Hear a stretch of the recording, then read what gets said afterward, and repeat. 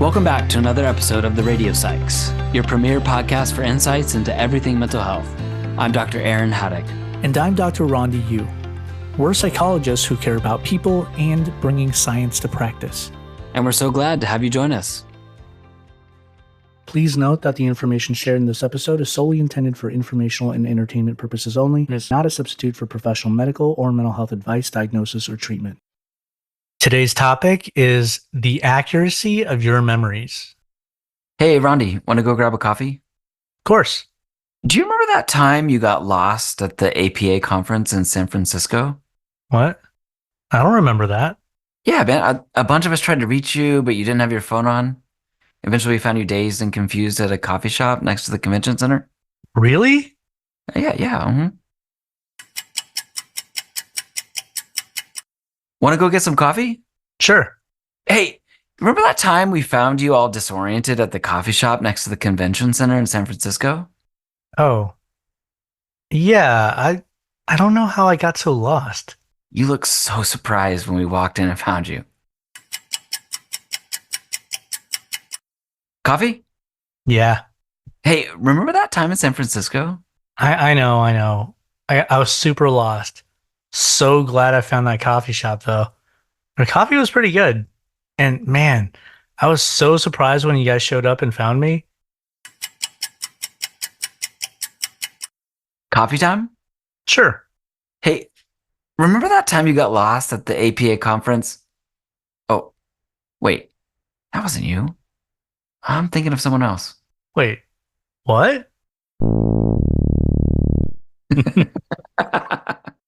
Memory is such a curious phenomenon, like a collage pieced together with fragments of past experiences, emotions, and perceptions. But how reliable are our memories really? That's the big question we're talking about today.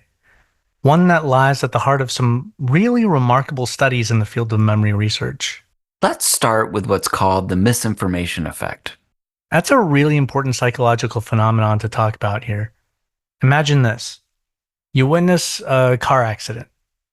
Later, you're asked to recall the details of what you saw. Seems straightforward enough, right?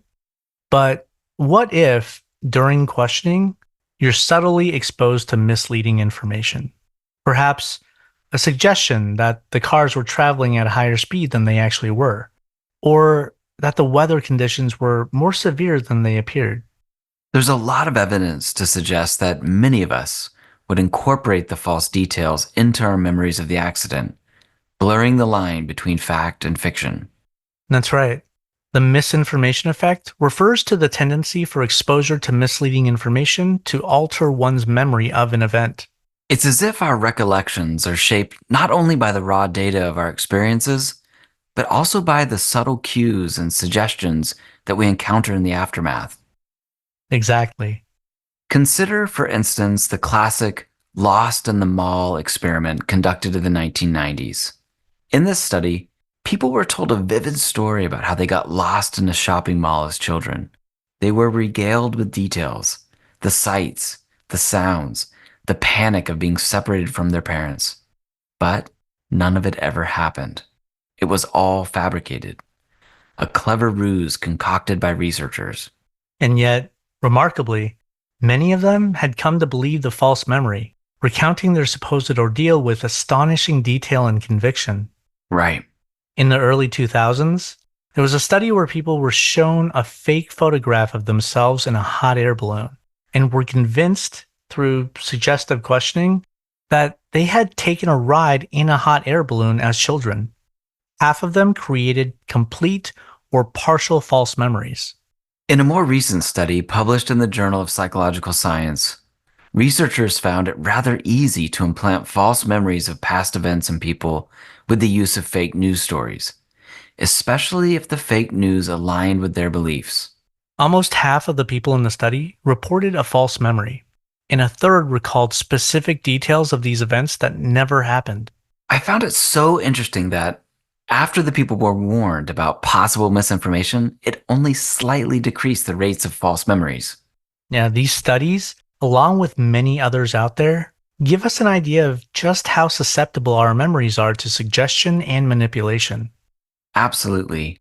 There's also the interesting research on the neurological process known as reconsolidation, where memories are subject to change when they're recalled. That's right. Reconsolidation occurs when a memory is retrieved from storage and then re-encoded back into the brain, essentially updating and reinforcing its neural connections. However, during this reconsolidation process, memories are not just replicated faithfully. They're susceptible to modification and distortion. Think of it as editing a document on your computer. When you open the file, you have the opportunity to make changes before saving it again. Similarly, when you recall a memory, your brain has the chance to update it, adding new details, altering the narrative, or even introducing errors. In other words, we don't really remember the original.